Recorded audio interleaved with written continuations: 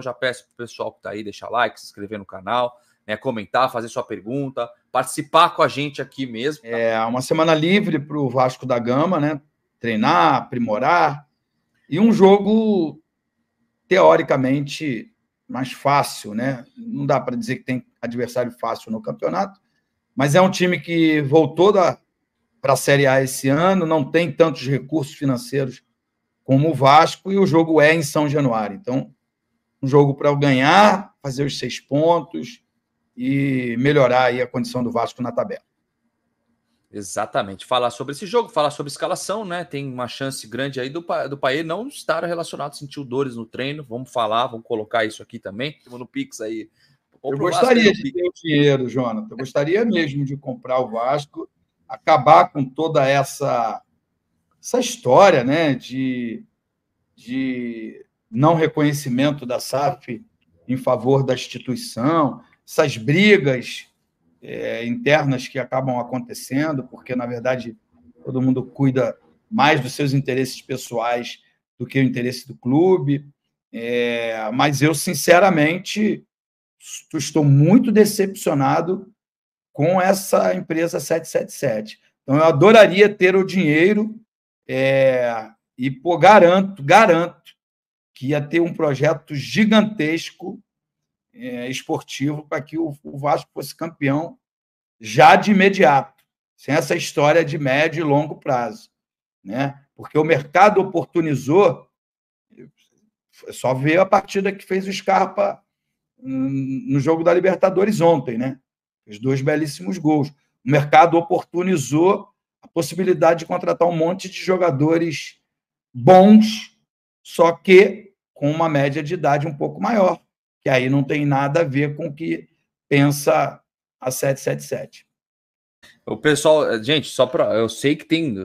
Aliás, é comprovado que o Vasco foi um dos times mais prejudicados do ano passado, tá? Eu não tô falando que não tem erros, incompetência. A gente precisa de. A gente comentou aqui na última live, inclusive, que o Vasco precisa de uma pessoa que tem que ter a política envolvida para você não ser prejudicado. Incompetência tem muita, tá? O que foi, Edmundo? Pode falar? Não, então, quando tinha os erros de arbitragens contra o Vasco, chegou-se a ventilar a possibilidade de que a CBF, pelo campeonato ter sido Brasileirão Pelé, Brasileirão para homenagem ao Pelé, que a CBF não ia deixar o Santos cair. Então, é a teoria da conspiração. E, no final, quem foi que caiu? Foi o Santos. Então, o futebol ele é disputado dentro do campo, cara. Eu acredito que tenha pessoas boas e ruins em todos os setores da vida, né? Médicos, enfim, advogados. E mal intencionadas também, né, Edmundo? Mal intencionadas também. Quando eu cito um exemplo aqui, talvez as categorias aí, as profissões se sintam afetadas e fiquem chateadas comigo. Mas eu estou dizendo que há gente boa e ruim em todos os segmentos. No futebol, no jornalismo, no hospital, nos escritórios, em todos os lugares. Então, no futebol, não é que tem só gente boa. Muito pelo contrário, acho que a maioria até nem é gente boa. Mas essa teoria da conspiração me irrita.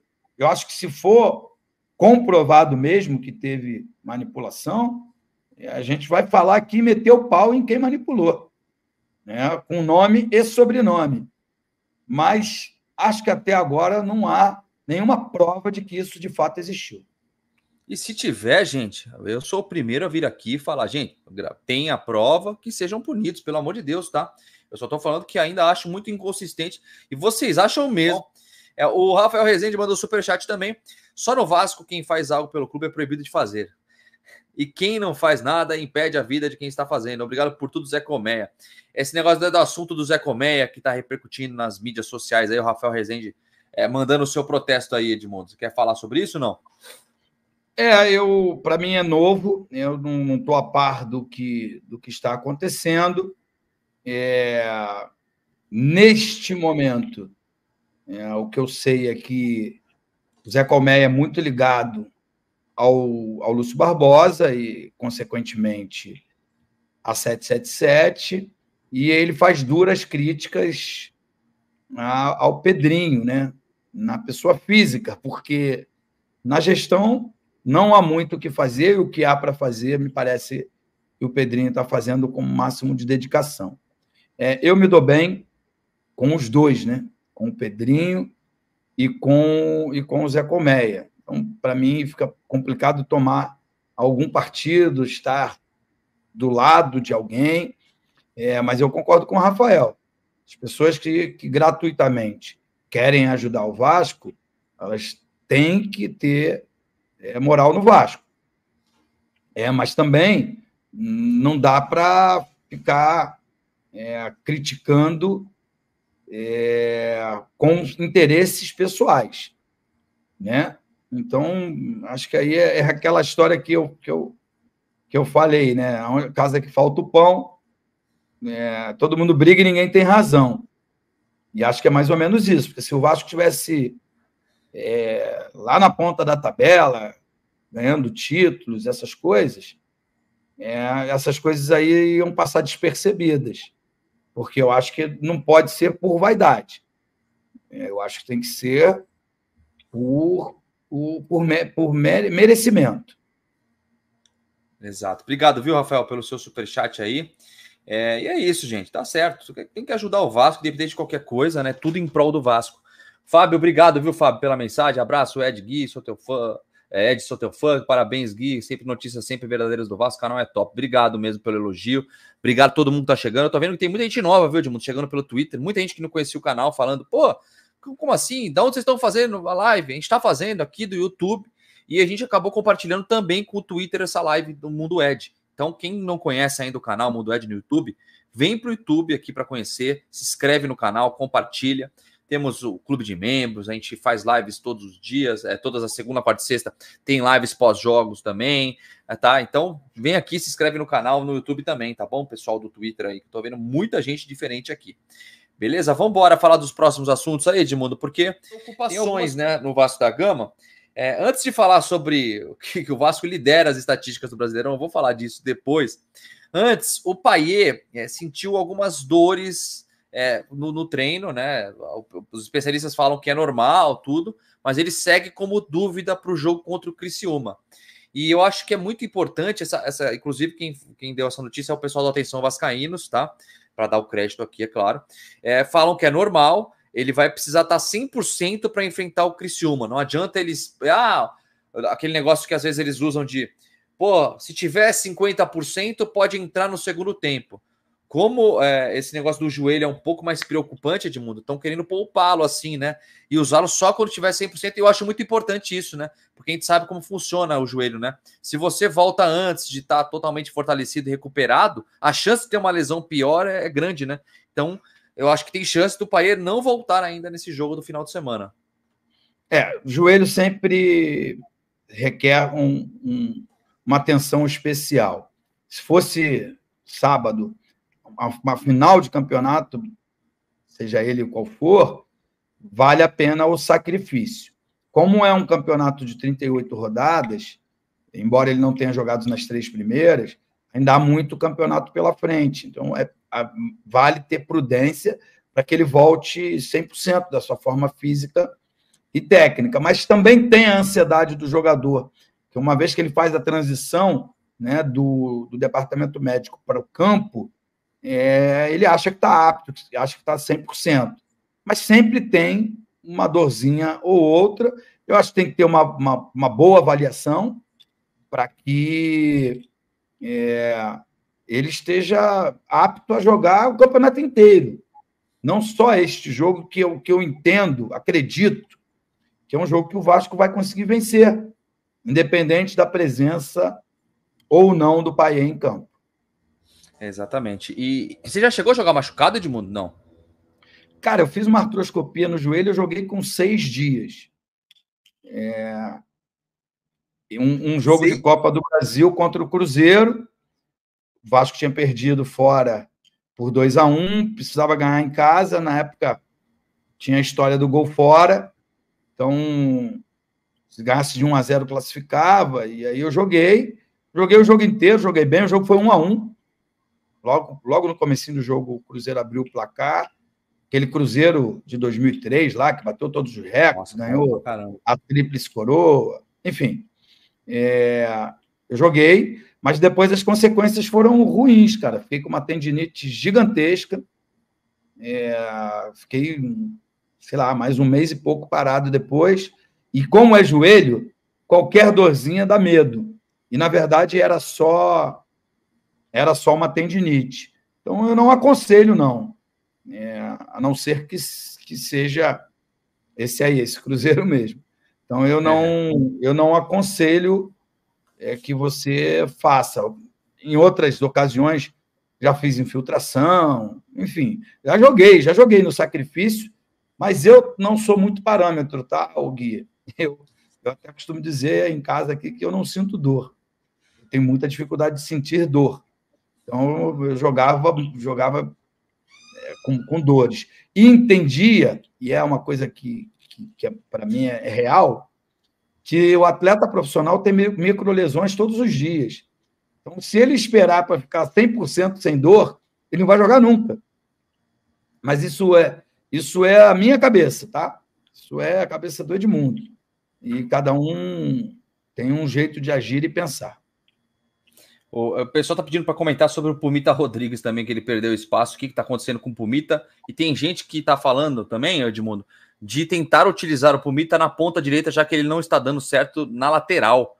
Você acha que é o caso, por conta do Vasco não ter contratado nenhum ponta, de repente testá-lo lá? Acho que depende muito do jogo. Ele cruza muito bem, mas não é velocista, não é driblador, não tem características de um ponta. O que eu entendo, o que eu diria em relação... Isso sem conhecê-lo, tá? Observando de longe. Eu acho que não falta a ele qualidade técnica.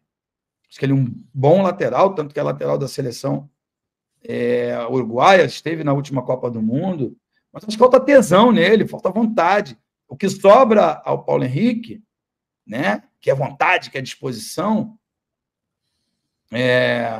ele falta ao Pumita Rodrigues, porque te garanto que se ele tivesse vontade, aquela famosa garra uruguaia, ele tomaria a posição do Paulo Henrique. O Paulo Henrique é irregular.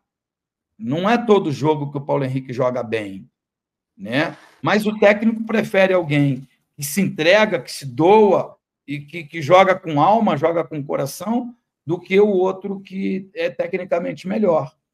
É essa a visão que eu tenho de longe. Não conheço o Pumita Rodrigues. Essa é uma palavra pessoal do que eu vejo dele no campo. O cara disperso, entra no jogo, não está fazendo muita questão de ser titular. Está entendendo? Não está nem aí. Está feliz com o salário que pinga na conta no final do mês e pronto.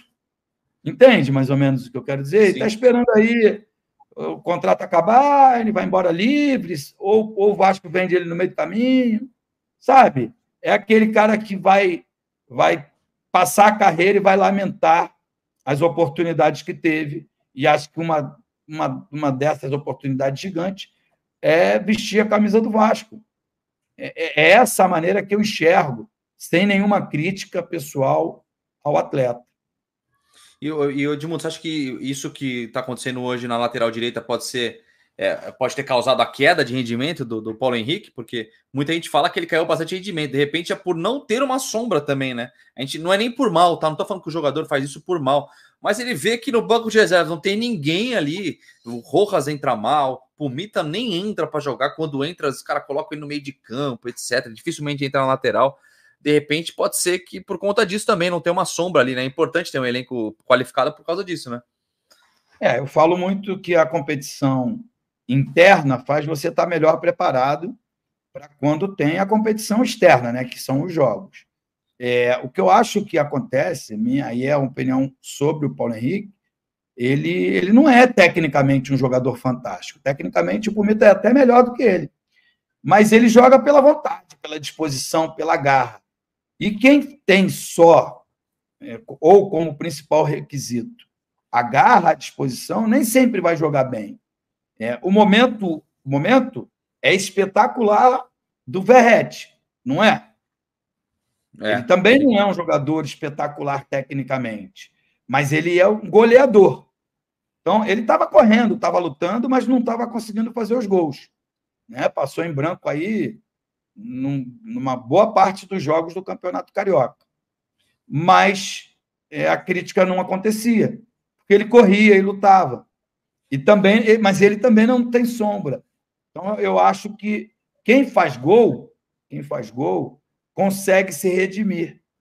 Né? E quem não faz o gol tem que jogar bem.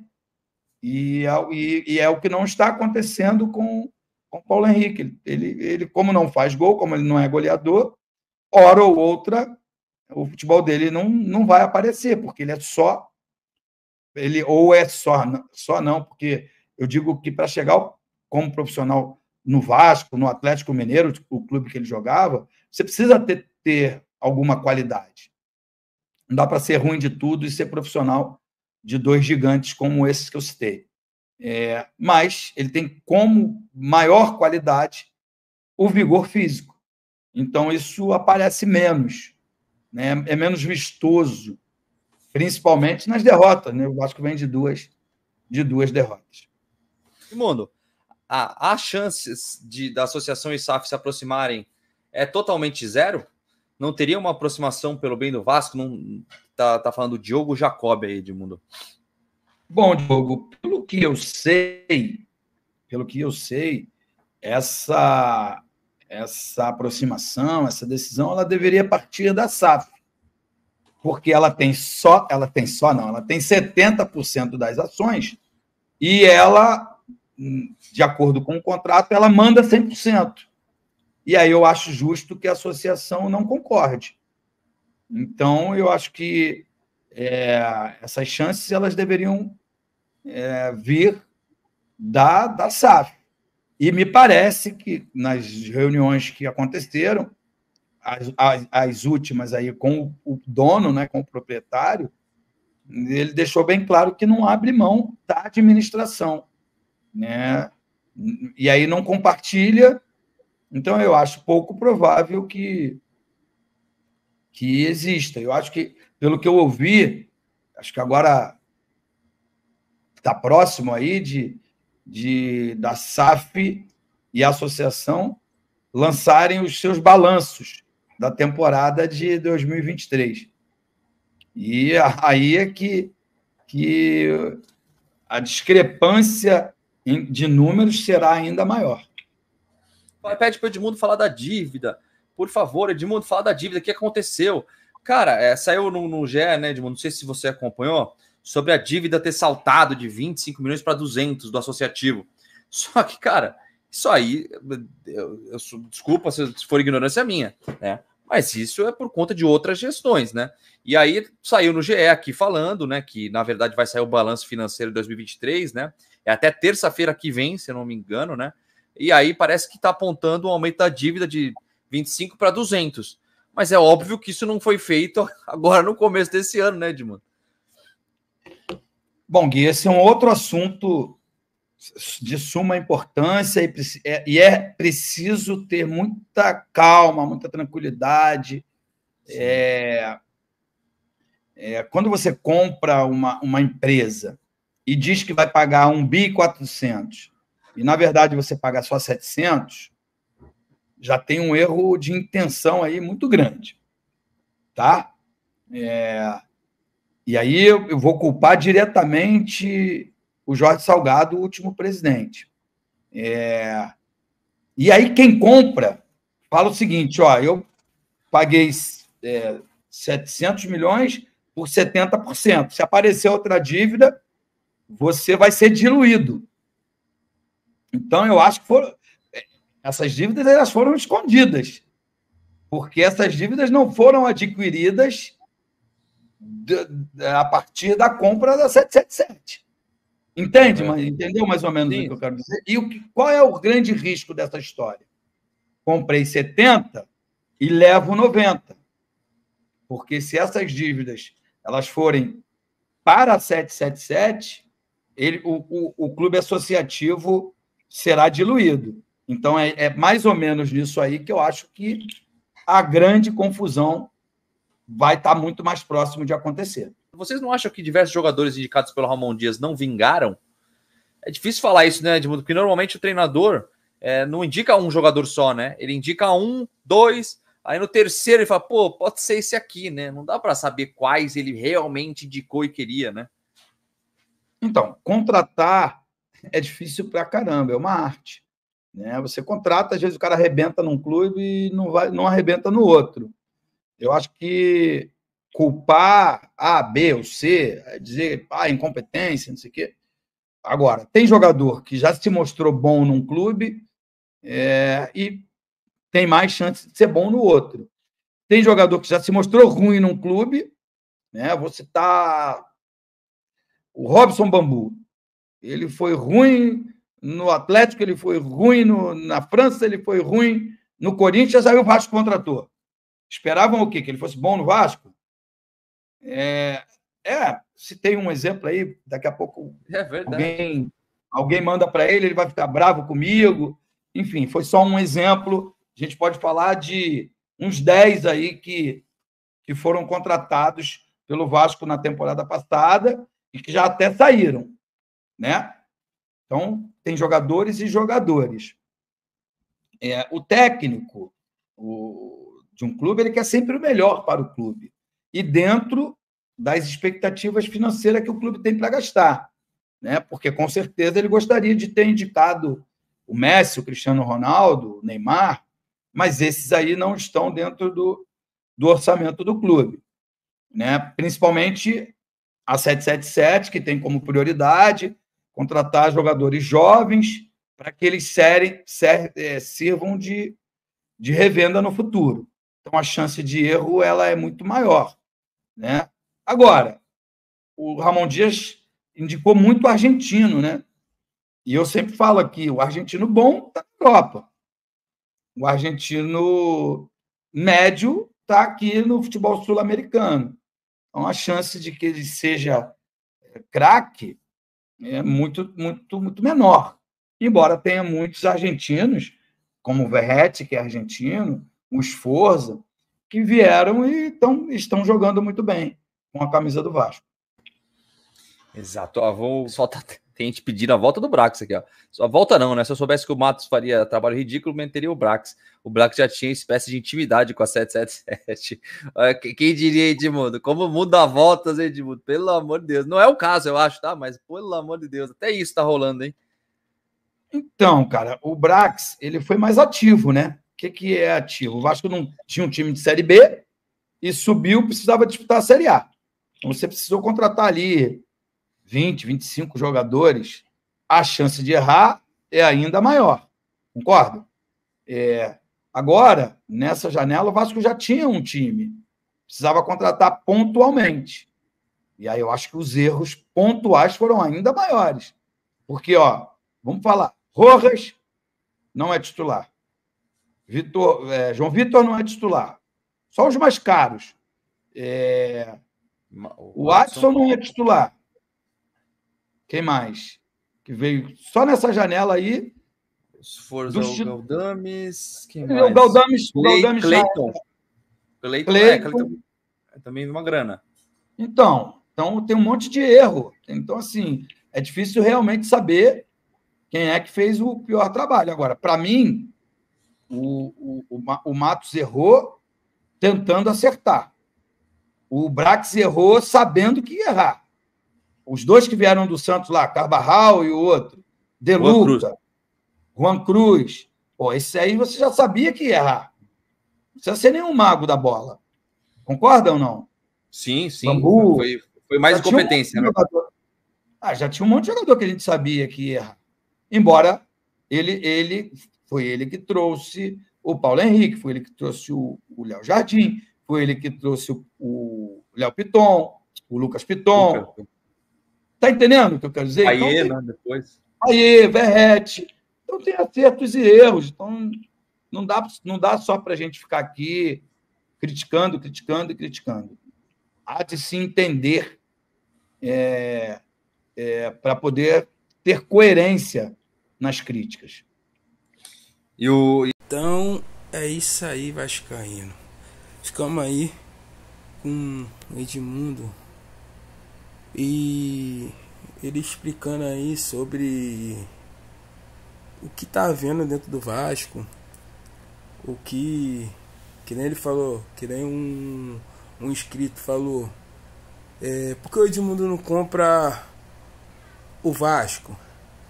Aí ele falou, se ele tivesse, ele compraria mesmo o Vasco. Então, vamos ficar aí, o Vasco que está se preparando aí para próximo confronto. Vai vir aí ganhando aí. Claro, o Vasco é o Vasco, né? Vim aí ganhando aí. E também a 777, o Payet vai ser relacionado aí ou não. Eles estão vendo ainda, porque joelho, vai se ele se machuca de novo, vai ficar um bom tempo sem jogar, porque o joelho fica complicado. No tempo do Edmundo, o Edmundo falou que ele fez a escopia e jogou após 2 dias, mas ele não justificou um lado com o outro. Tipo assim, para os caras jogar. Minha família, inscreve no canal, ative o sininho para ter as notificações, compartilhe com todos os vascaínos e até o próximo vídeo. Valeu! Não se esqueça de deixar aquele like aí, por o YouTube tá reconhecendo e recomendando para todos os vascaínos. Valeu! Deixa aí o like, até o próximo vídeo. Valeu, tchau, tchau. Um abração. Tchau.